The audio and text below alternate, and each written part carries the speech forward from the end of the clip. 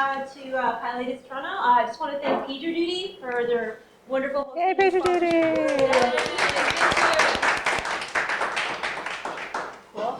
And we're very pleased to have Tracy Osborn here this evening. Tracy is spoken internationally, and she had a great talk at PyCon Canada just recently. So we asked her to come speak for us, and she accepted. So please welcome Tracy. The nice thing about speaking internationally is actually I live here now, so it was kind of an awesome little coincidence that this. I literally was like, oh, I need to run over. It took me 3 minutes to walk over here. So thank you, Toronto, for accepting me. I'm originally from California.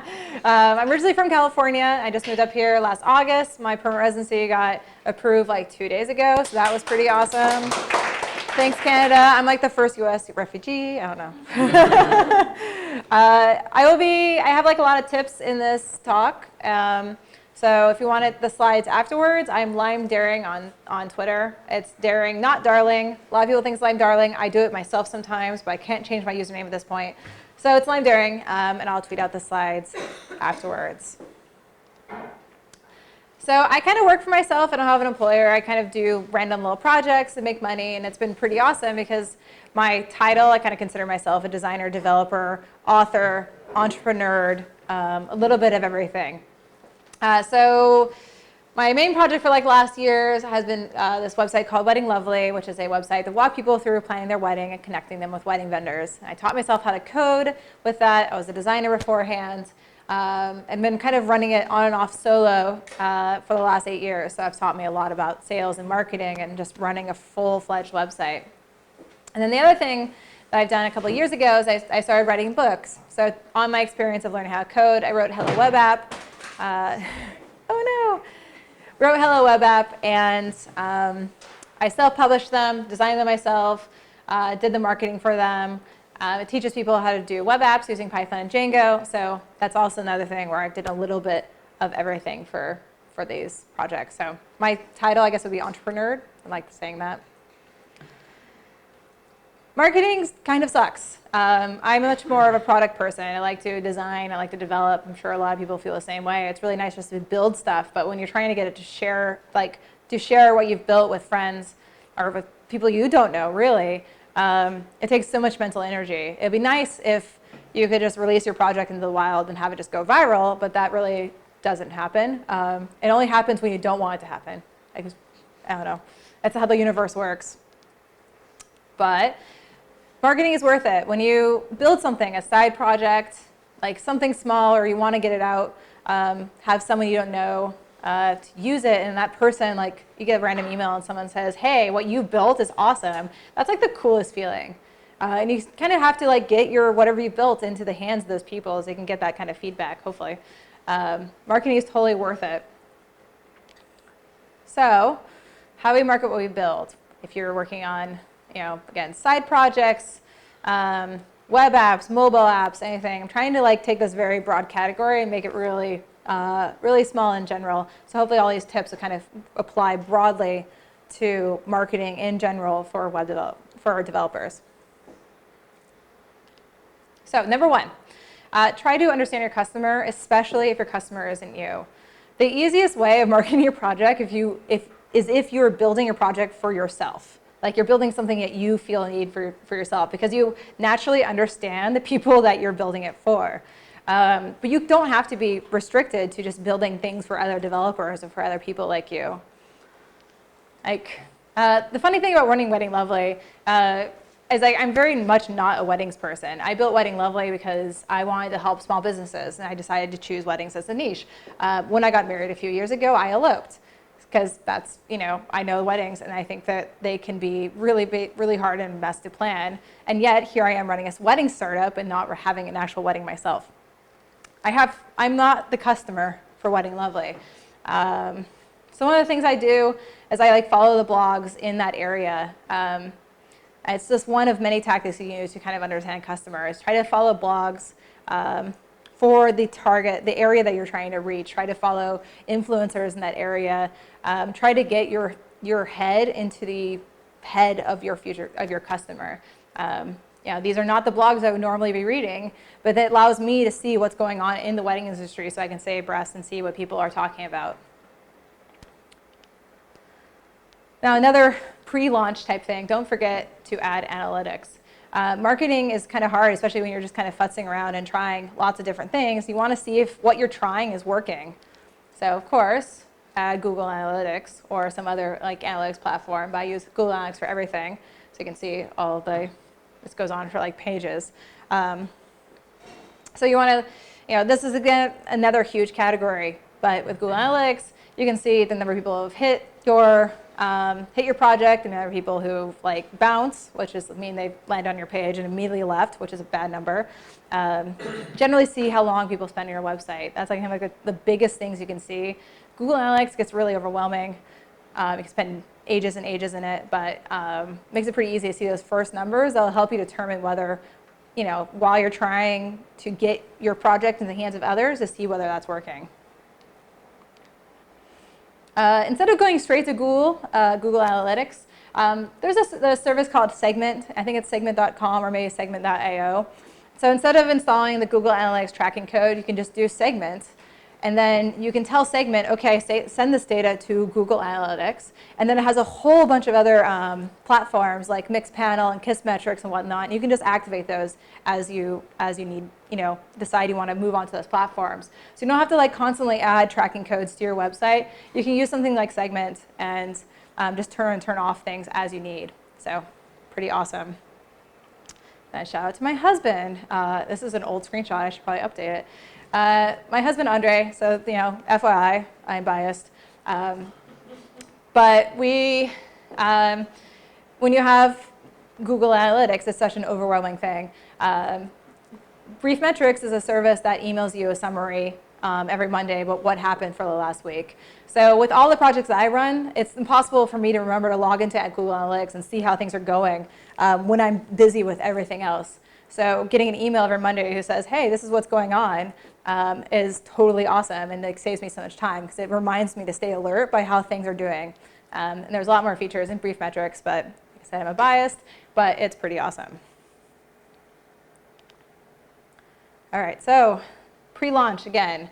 If you have an idea for something you want to build a mobile app, or I guess this really applies a lot for web apps, or even like, I don't know, like a project, and you know that in the future you want to start marketing to people, that's the time you need to build a landing page and start building an email list. When I say email list, there's a lot of different services you can use for an email list that you can add to. So a landing page, you have a website, and it says, hey, I have this product.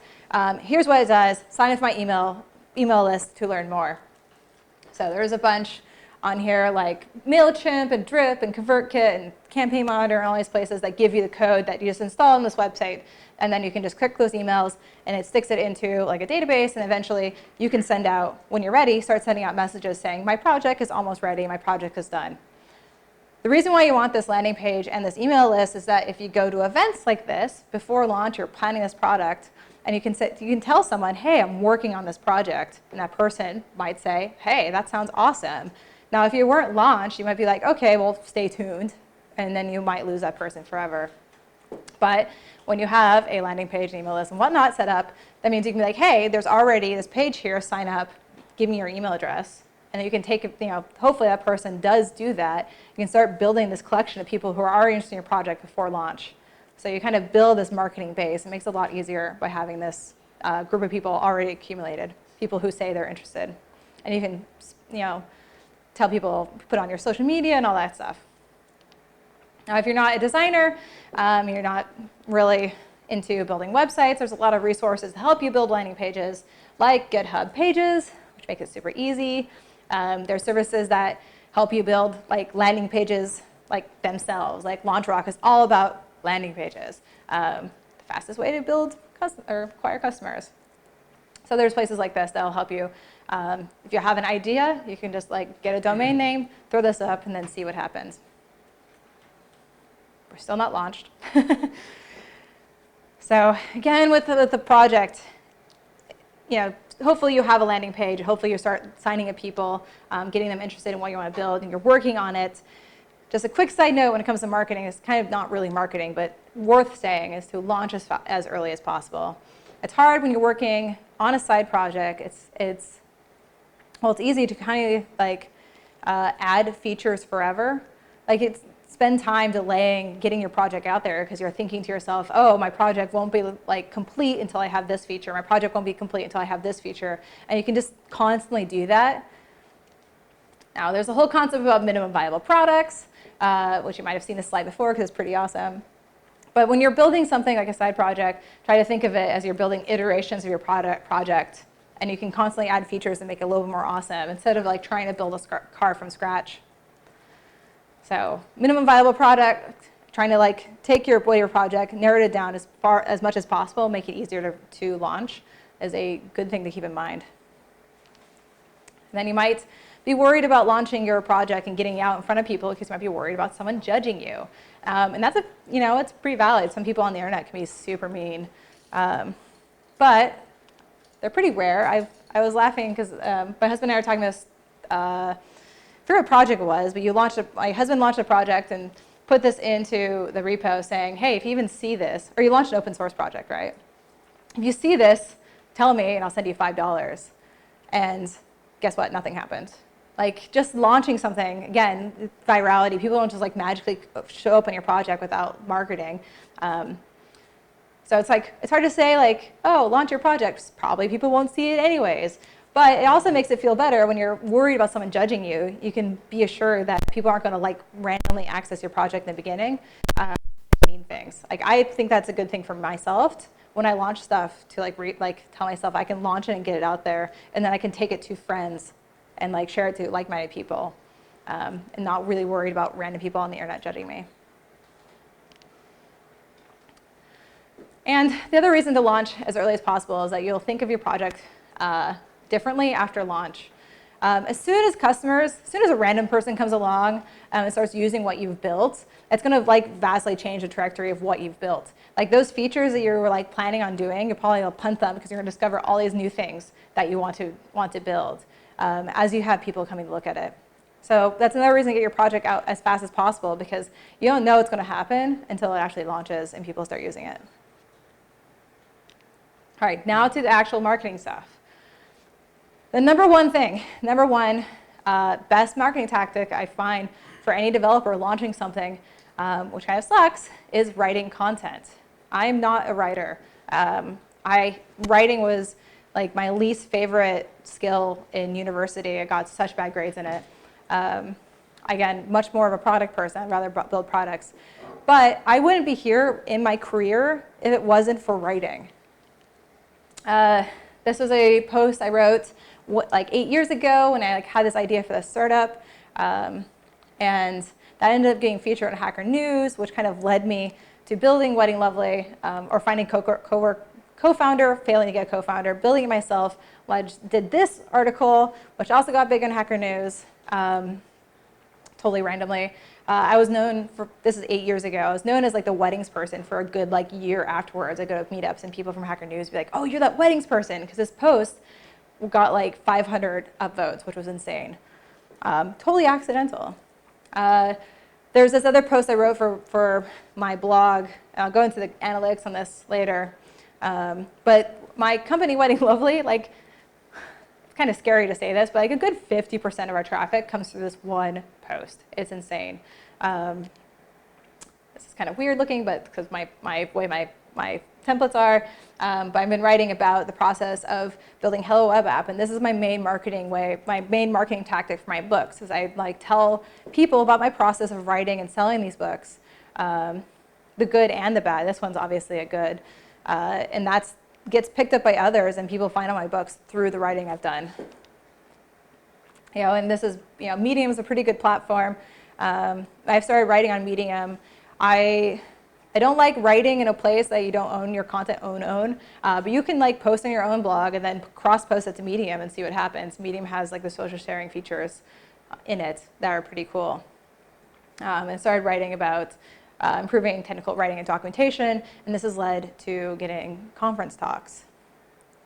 So writing is like I definitely myself push it as a way to improve my my startup, my books, and my career. It's like when you're trying to market to others, writing is the one marketing tactic that does not look overtly like advertising. People respond a lot better to writing about projects. They're writing things that worked and things that didn't work. And they love to share that kind of content. So this is like the number one way, like the easiest way for someone who has a side project, they want more people to know about it. Start writing about that side project, writing about, again, things that worked, things that didn't work, the process of, what you've learned, launching on, like trying to get on product hunts, anything. And these posts are the best way to get people to come see what you've built. So like Medium, you can blog under your project, you can blog under your personal blog. I have a blog for Hello Web Apps because I just wanted to put all my Hello Web App writing under that one blog, and I link to it for my personal blog. It gets a little complicated when you have these different sources, but really just write. It's this exhausting and terrible process, even if you're not skilled with writing. But the more you do it, the better you'll get. Of course, don't forget analytics here as well.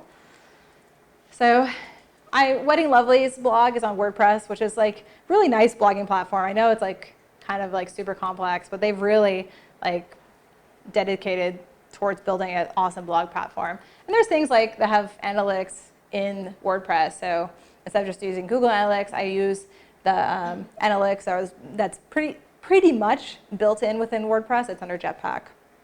But make sure you have analytics under your blog as well, because you want to see how many people are reading your post, and if people like your post or whatnot.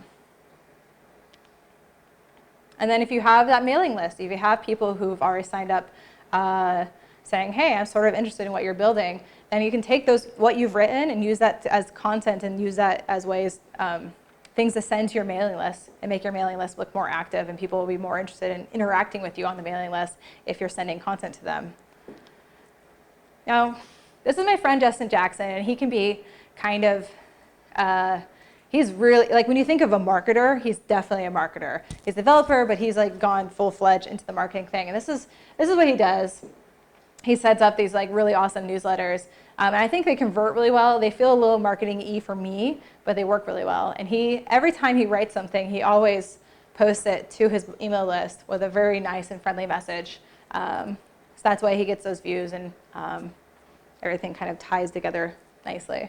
And then he gets people who respond to their emails with questions and all that kind of stuff. And so he has this more like personal one-to-one type conversation that doesn't, again, this is something that does not feel like marketing. It feels like having a conversation with a potential customer. So writing is great for promotion. That does not look like promotion. Absolutely. And then quick shout out of what could happen. This is, like I said, this is where like half the traffic, well, not really half the traffic, I'm lying, but this is the list, that post in Wedding Lovely I said is bringing a whole bunch of traffic for Wedding Lovely. This is like the best SEO graph ever, isn't it? Like I launched this in maybe early 2006, no, that was a long time ago. I can't even tell, there's not even dates on there. I guess November 16th, I don't know what year. It was a long time ago. And this is what could happen, is you write a post about something, and then you put it on the internet, and magically Google decides they like it, and it just like the traffic just goes whoop up. So yeah, the magic of SEO. A marketing thing that might happen. It's kind of, SEO is kind of this weird black art, but content is great SEO, great for SEO. And that way you can get things like Google and whatnot, finding your project through what you've written. All right, some common complaints when it comes to writing, but I'm terrible at writing. Like I said, the more you do writing, the better you'll get, I promise. It's an awful process. You might feel like you're really bad with words. Enlist the help of your peers, have people come help you edit. That usually gets them more likely to share your posts too, which is kind of an interesting little marketing tactic. By asking people who are really awesome to like get their help when reviewing your article, and then they'll share it later. Another complaint is usually writing takes too long. One of the best things I ever learned about writing was when I was in university. I took this technical writing course, and they did, I think it's called Hemingway mode, where it said, just write. You can't go back and re-edit your words. You write a sentence, you can't like nitpick over that sentence or rewrite that sentence until you move on. You have to just continue to write. You can never go backwards. Try to get your first draft out as fast as possible and then go to sleep or take a break or whatnot. And it's hard to do because, I do this all the time. I want to nitpick over every word that I've written, which makes the process take a really long time. But if you get that first draft out and you rest on it and you come back to it later to go fix those mistakes and start, doing editing at that point, I'll bet you find that what you've written is better than you thought. Absolutely. It's like such a better way of getting the words out and getting them out faster when you kind of turn off that little piece of like self-criticism when you're writing. And also, posts don't have to be long. You don't have to write a 2,000-word post. You can also do something that's like 400 words or something like that. So do shorter too. And then people say, "But I have nothing original to say." Like people have written, about launching products and their what they've learned and how can you write something that's original. Your personal story automatically makes what you've written original. Absolutely. Keep saying that word. Tired. It's guaranteed to be unique if you're writing your personal thoughts about what you've learned or things that you've tried with marketing your product or how you build your product. Multiple articles about the same subject are also good. So if you're writing about, you have a project and you want to get it on Product Hunt, which I'll get into in a second. If you want to write about that process, when someone's later on is looking for articles about getting onto Product Hunt, they're going to be reading multiple articles. And that way, multiple articles from different perspectives, which is going to be good. So the more, the better, really. People read multiple articles. And related content is always great. So you can use, you can write something that's maybe not how to use X, but you can change it to how to use X with Y. Try to find a little spin on a subject as well. So you're writing content, hopefully, and now it's time to market your content. Your content's marketing your product, now you have to market your content. And the easiest way to do that is to share that content on relevant communities. So, Hacker News. A lot of my posts got up in Hacker News, and it's like all the developers and their mother are there. And when your post gets big on Hacker News, it can like lead to tons of traffic. And then this is Andre's post. My husband features heavily in this presentation because he does awesome stuff. This is a post he's written that like jumps on Hacker News like every 3 months or so. I don't know, it's something insane like that. But in general, he's been really successful with Hacker News, but Hacker News is like so picky about content. It's been frustrating because it's good that his posts will show up on Hacker News, but then it will just disappear because Hacker News has all these algorithms in the background that they'll detect duplicate content or they'll get weird and think it's like being vote ranked. Basic story is that Hacker News can be really frustrating. It can be really awesome, but if you submit something to Hacker News and it does not get picked up, or it can be picked up and then suddenly disappear because of magic, Hacker News can also be very frustrating. So keep that in mind if you're trying to share on to Hacker News. Now Reddit's another area, again, if you're going after other developers or pretty much anyone in any topic, Reddit has those subreddits in those topics. I've posted wedding stuff onto the wedding subreddit. And then this is the Learn Programming subreddit, so it's perfect when I'm trying to market my book that's teaching people how to program. So the thing with Reddit is that they are like allergic to self-promotion. If they get the whiff that you're trying to promote your product, it usually gets downvoted. And it's very frustrating because I think they're very anti-maker and I want to promote more people to like build things and share them. And Reddit's been kind of hard to do that. So the way I get around that is that this post, I wanted to do this post for Learn Programming to talk about the launch of my book that was happening, I think, in the next month. So I wanted people to go on my landing page and sign up for it and then pre-order my book. So it wasn't even launched at that point. So I sent this message, I wrote out the whole thing and I sent it to the mods and I said, hey, I would like to do this. Can I have your permission to post this on the subreddit, even though technically I am promoting my book? And they're like, maybe, if someone complains, we'll take it down. It's like, oh, of course. But even though this is content, this book is exactly what this, it's perfect content for the subreddit. And So I posted it onto Learn Programming, and it did really well. This is actually a pretty good amount of points for that subreddit. But there were still people in the subreddit because it did well, and I was not gaming votes, but people they were accusing me of building a bot to up my votes because they're like, oh, you're promoting this content. We don't do that here. So Reddit can be frustrating too, but they have, just keep this in mind and try to be as real as possible and be like, hey, I might be promoting this project, but here's like this extra content. It's not just like, hey, look at my project. I try to give them something a little extra.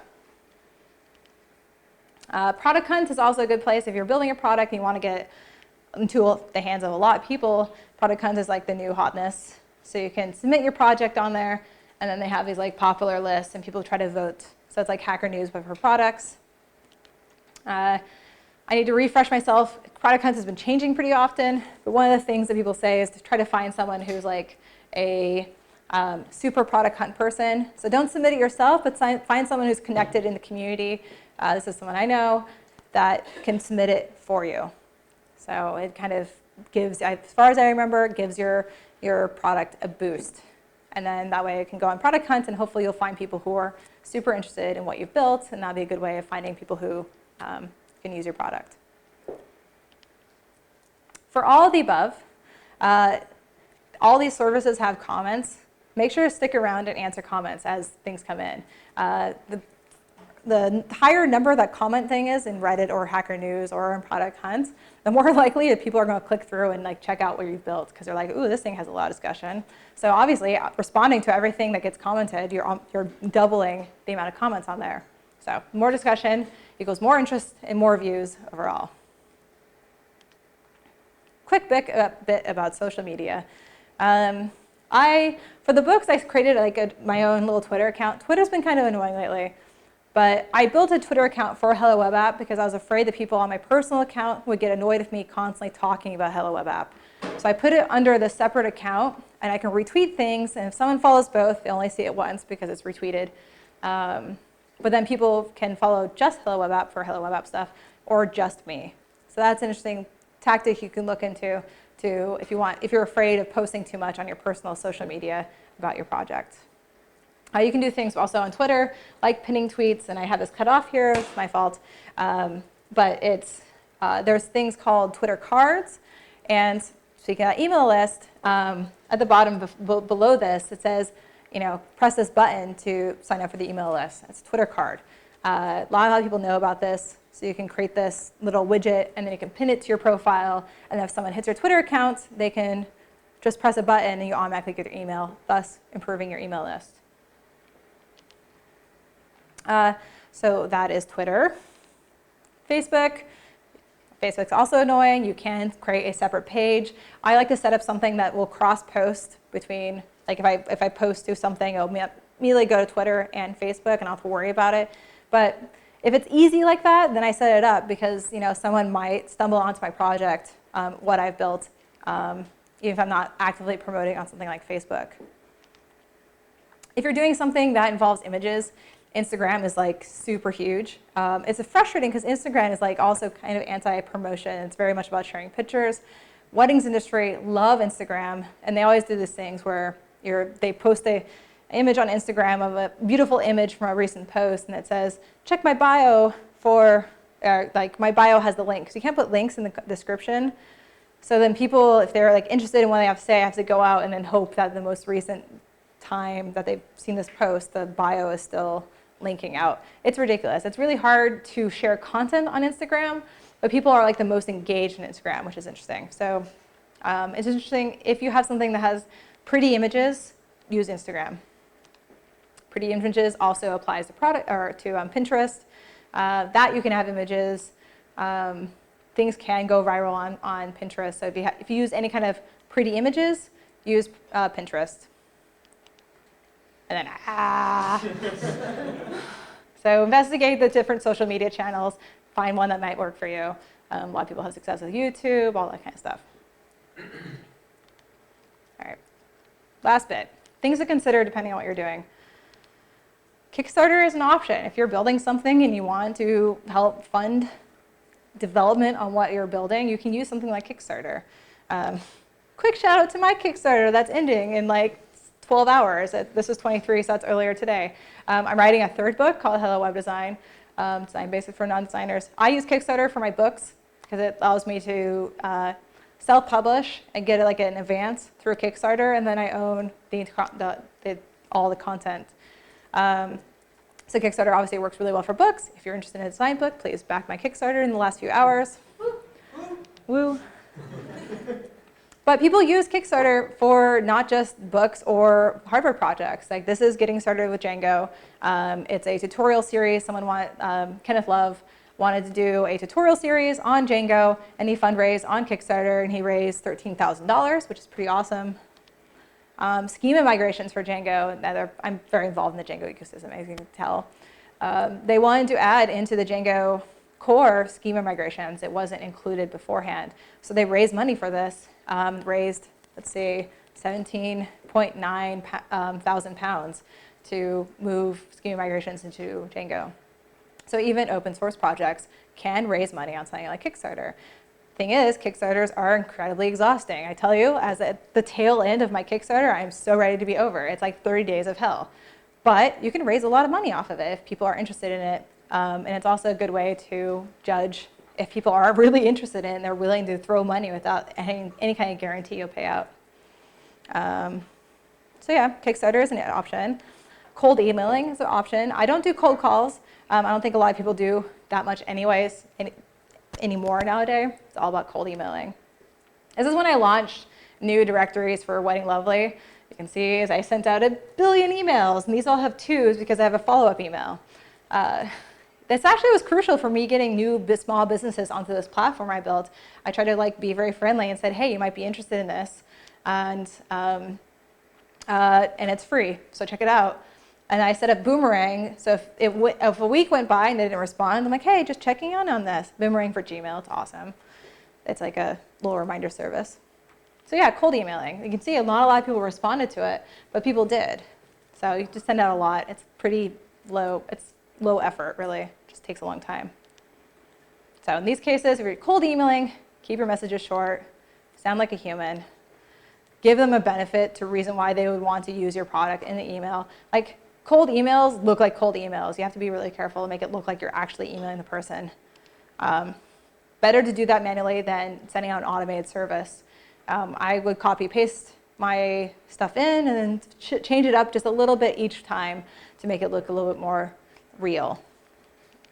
And like I said, use something like Boomerang for Gmail so you can remember to follow up. So if someone doesn't respond in the next week, it will alert you and then you can follow up with them. I use this every single day for everything I do. I love Boomerang. So if you use Gmail, check out Boomerang. All right, trying to wrap it up. It's a lot of information, sorry. Blogging in general, especially if you work in small businesses. Wedding Lovely pulls in content from my customers. So I get content from my blog from customers, makes them happier with me. Then people share the blog and find out about Wedding Lovely from this content that I didn't have to write myself. Interesting tactic. So if you work with small businesses, whatever project you do, if you work with other open source projects or other people, see if you can use them to help build that content to help share what you've built. Marketing tactics might not be worth it. Paid advertising. You can lose a lot of money on advertising if you do really don't spend a lot of time on it. I don't use paid advertising myself because I'm scared of it. Can use something like Reddit ads because you can target Reddit ads to like a specific subreddit. So if you're targeting someone and say open source, you can say, hey, are you an open source contributor? Do this. So it could be useful so you can target those subreddits.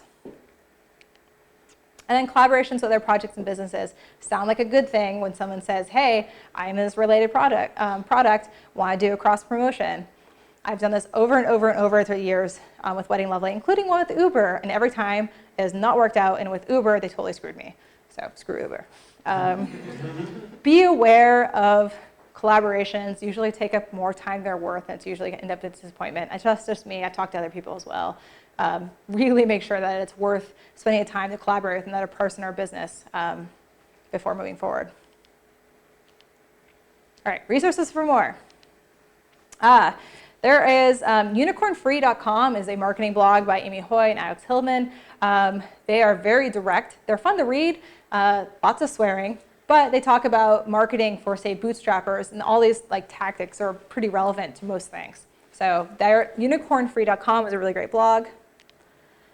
Justin Jackson, I mentioned earlier with the email, he does marketing for developers. He has a whole slew of things. I think he has a new project called Tiny Marketing Wins, where he just sends out an email, maybe daily, with a new marketing tactic you can use. But this is a course and a book. He's devoted for marketing for developers.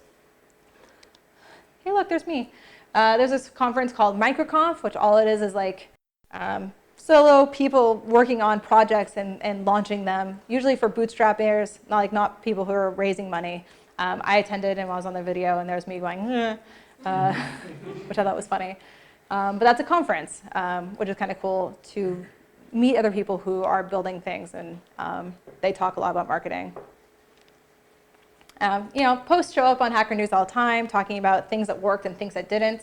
So if you search for something like how it's kind of cool, because you can see what other people have done. You can see, instead of writing your how I post yourself, you can see what other people did and kind of bootstrap your post being inspired by what other people did.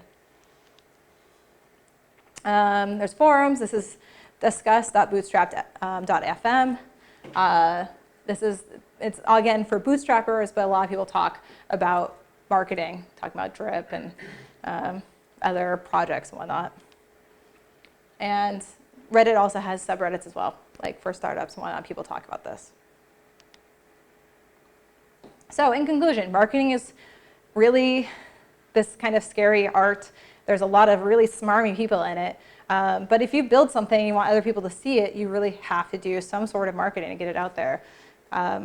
So again, I think that my favorite, like the best way to market anything without looking like you're promoting something is the right content, and then use that content to share on sources and get people to share that content so it doesn't look like advertising. It doesn't look like you're overtly promoting what you're trying to do. And you get good feedback off these posts as well. And when you build something, it gets into the right hands. When people email you, say, hey, this is awesome, this is exactly what I need, hopefully you'll make that marketing worth it. It's a really, really cool feeling when you turn into a maker and you get something out there that you've built yourself. So yeah, thank you for having me. Also, yeah. I have to, it's the last few hours. I could, but it would be I'll play it afterwards. It's very not related. I'll ask for questions on the presentation first. So yeah, any questions? Yes? I just published my book 2 days ago. Self-published. Woo, good job, yay.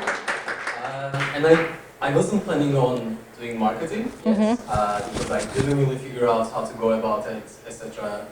And I'm wondering if I'm late doing No, it's never too late. publish it. Yeah, it's never too late. I can just, if you're talking about books, I have all the information for you. I can just talk your ear off about books because of my books. So feel free to email me later and I'll go into a larger, I've done a lot of writing about writing a book, so it might be interesting. But it's not too late. Are you on LeanPub or something like that? Yeah, so you can use take your LeanPub file, they'll generate the Kindle file and upload it to Amazon if you haven't done it already. I did it. All right, cool. Yeah, that's the coolest thing about LeanPub. If you write a book, you can use LeanPub's platform and they say, hey, feel free to use these files that they generate for you in your book. You write a markdown, it builds a book for you, and then they're like, oh yeah, make money on your book. So that's cool. I do most of my selling through my own personal website, so I took those files as well, put in my personal website, and I sell through Gumroad, so I keep a little bit more of the money. But that's easier to share. But LeanPub is pretty awesome. You can also just share that page there. Yeah, totally. Yeah. Actually, I just noticed that they tweeted my book, so it was. You're building a book. LeanPub is the best. Yeah. I am such a fan of what they're doing for people who are writing their own books. But yeah, it's never too late. And then, if you can use if you get it printed, which would be kind of cool, if you can take their files and make it into a little book and then take it to to events like this, and you're like, look, I wrote a book. It's digital, but here you can page through it here. It's a fun tactic too. Yeah. You can see people. Anyways, I love books. One more thing that I wanted to ask is you talked about platforms like Reddit or Hacker News. Yeah. Would you recommend any like blogs that are like maybe smaller in scope but have a dedicated following? I'm thinking of, for example, like Free Code Camp has like huge following, and it is like kind of the audience that you're going for. So do you have any other For sharing your project? Yeah. Exactly. Yeah, I mean, so in general terms, like finding, if you're doing a project, find those communities around your project, and then send an email over and say, hey, can I get, well, a good way to do this is instead of saying, hey, look at my project, I like to take my project, send it to someone who's like an influencer or a blogger or whatnot, and say, can you give me feedback? And they're usually a little bit more like, ooh, you know, you're like stoking their ego, I guess. But they're more likely to share your project if they like it afterwards. So instead of like asking overtly, hey, share my project, that kind of gets around that because that sounds very marketing evil. It achieves both things. You get feedback and your project might be served, which is pretty cool. But yeah, find the communities around your project and then send emails and see what happens. Yeah. Yeah. So, well, what's your biggest challenge and how did you overcome it? Biggest challenge and how to overcome it. Shyness was my biggest challenge. I've gotten so much better than I used to, but when I first started building Wedding Lovely, I suffered from a lot of social anxiety. So that was like, the marketing part was super hard because I had to go to meetups and talk to people and show them what I did. There's no good tactic for getting over shyness and social anxiety other than, I mean, maybe there is. I just started going to more and more meetups. And it's eventually lessened. So now I can do talks and I feel pretty chill about it, so that's cool. But that took me a long time to get here. I used to be super shy and have lots of anxiety. Yeah? In terms of Wedding Lovely, like I see some of the channels you've gone down are kind of more technical. How about those more traditional areas for weddings in that industry? Like, weddings is so hard.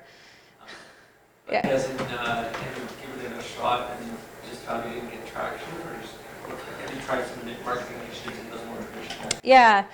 So first off about weddings is that in terms of marketing in weddings is hard because there's so many people in weddings. It's a very annoying industry to have a small product in because there's these big companies at the top that kind of take up all sorts of advertising. So I don't do paid advertising. I especially wouldn't do it in weddings because it's so difficult to compete against these big companies.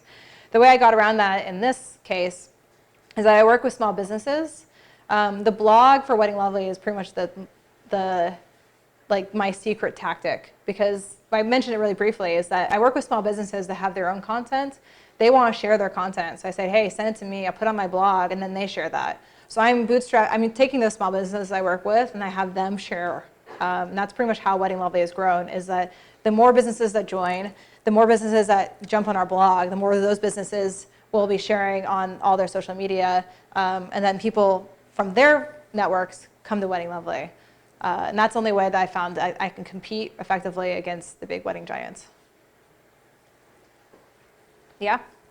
Two questions. But first one is, so you mentioned about launching early, but when is too early to launch? Is it like I'm building a product and not all the features are in there that I can actually sell them. Right. But some of my, showcase, is it ready to launch then, or is it when it's actually essentially sellable? Yeah. Very, very close to sellable.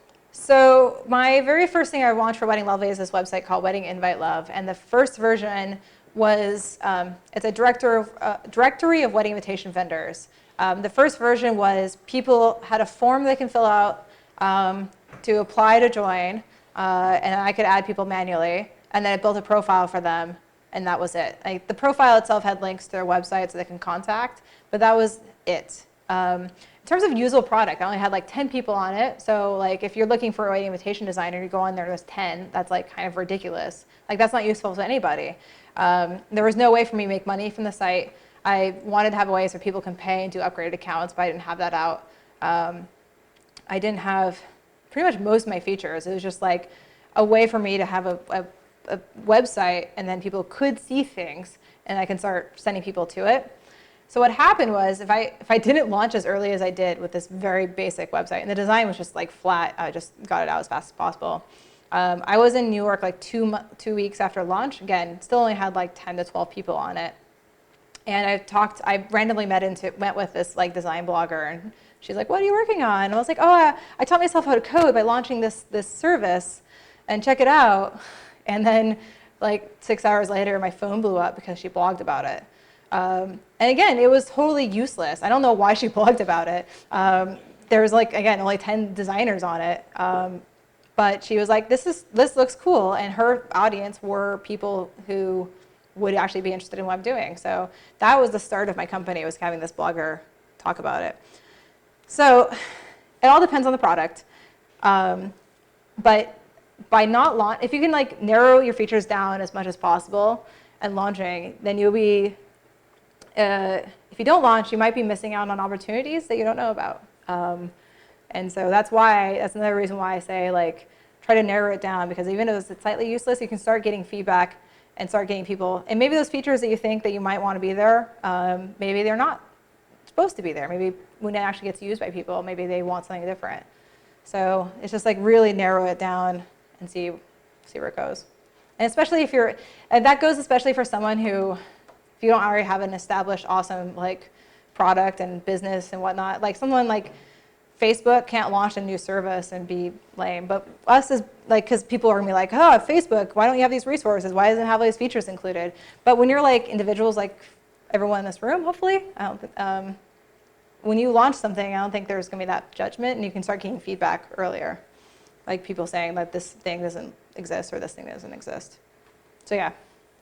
And the second question was, so I have a blog that I know that some people actually read because they usually read my stuff. But it's a good feeling. This product I'm doing is for like this complete sort of like standalone. It's on server side and things like that. What is a good approach to basically taking people who read my blog and say, oh yeah, I'm doing this, without sounding like a complete swarmy sellout? Well, that's the nice thing about doing the content, because you can write on your blog saying, hey, this is what I've been doing, and like make an interesting post about the process of building the other thing. So it's a way of the people on your blog, you're not gonna be like, hey, I did this, go sign up for it. You're saying, hey, I'm working on this, isn't this cool? And hopefully people say, hey, that is cool, and they go to it naturally. It's a thing where I think when people get the whiff of self-promotion, they turn off. But if you, like, the nice thing about blog posts and writing content is like you're giving someone something like useful to them before they sign up, which makes it, easier to chew than say direct self-promotion. So yeah, just like writing something natural that might interest your blog readers, and that'd be a good way of pushing some people over to it. Yeah, anything? Yeah? So I'm just wondering, a lot of us would rather be developing rather than Oh, right. Stuff. Yeah, I know. Yeah, me too. Yeah. Like how much time would you say you spend doing the marketing and the promotion of your products versus actually creating the products? It's hard to say right now because I'm doing this Kickstarter, which means 100% of my time, even like it feels like sleeping, is around marketing. But that's the nature of a Kickstarter, is you have a 30-minute time period. So when I'm not doing Kickstarters or books, I'm working on a product. The nice thing is like when I got into this habit of working on my project, but sometimes you get frustrated by a bug or frustrated by a design or whatnot. That's a good time to like take a break and just start exploring channels, exploring some marketing opportunities. Like I think I was pretty loosey-goosey about it when the first time I launched my projects, and just kind of did marketing in between the development. And I focused mostly on like 100% of development until launch day. But of course, when you decide to like push it out there, that's when it switches. You can't do as much development, and you have to start, when your product launches, you want to see if it's actually working, so you have to do that marketing, start seeing what people are saying. So before, say, launching something, again, I'm thinking of my books. I do a lot of marketing beforehand just because I'm trying to set it up for the Kickstarter. But for projects, myself personally, I use it as a way of distracting, or like when I'm tired of doing development, I'll work on it then. So it makes it nice to context switch in that way. Mm-hmm. All right, cool. I think we're good. Yeah, follow me on Twitter.